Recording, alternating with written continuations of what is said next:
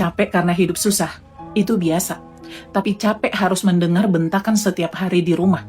Itu yang perlahan-lahan bisa paling menghancurkan. Kamu tahu tidak, tragedi terbesar sebuah rumah tangga itu bukan lagi kemiskinan, tapi adanya anggota keluarga yang nggak bisa ngomong baik-baik. Stop toksik komunikasi. Kenapa sih setiap buka mulut harus jadi perdebatan? Rumah itu tempat istirahat loh, bukan malah jadi ring tinju.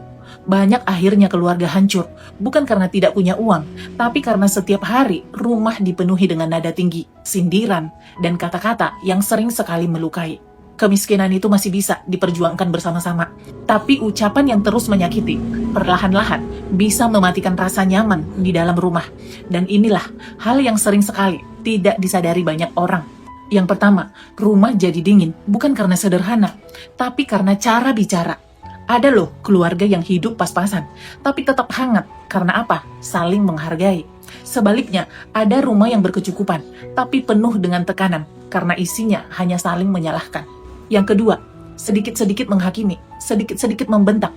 Padahal harusnya kan bisa bertanya dengan lembut. Lalu kenapa harus dengan nada menyerang?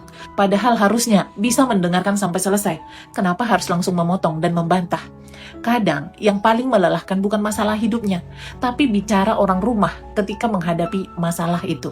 Yang ketiga, sindiran dan nada sinis adalah racun dalam keluarga. Ucapan tajam mungkin terdengar sepele bagi yang mengeluarkan, tapi bagi yang menerima itu bisa membekas bertahun-tahun. Rumah yang penuh dengan sindiran akan membuat penghuninya merasa tidak pernah cukup baik. Dan yang keempat, anak merekam semuanya. Anak mungkin diam, tapi hati dan pikirannya dia menyimpan semuanya. Cara ayah dan ibunya bicara akan membentuk cara dia memandang cinta, emosi, dan dirinya sendiri saat dia dewasa nanti. Anak yang tumbuh di rumah yang penuh dengan bentakan sering sekali tumbuh dengan rasa takut, cemas, dan sulit merasa aman. Dan yang kelima, orang tua harusnya jadi contoh. Mengelola emosi bukan berarti tidak pernah marah, tapi tahu kapan harus diam dan kapan harus bicara baik-baik. Dan bagaimana cara menyelesaikan masalah tanpa harus saling menyerang dan saling melukai. Karena anak belajar bukan hanya dari nasihat, tapi dari apa yang mereka lihat setiap hari di rumah. Rumah tidak harus mewah untuk terasa hangat.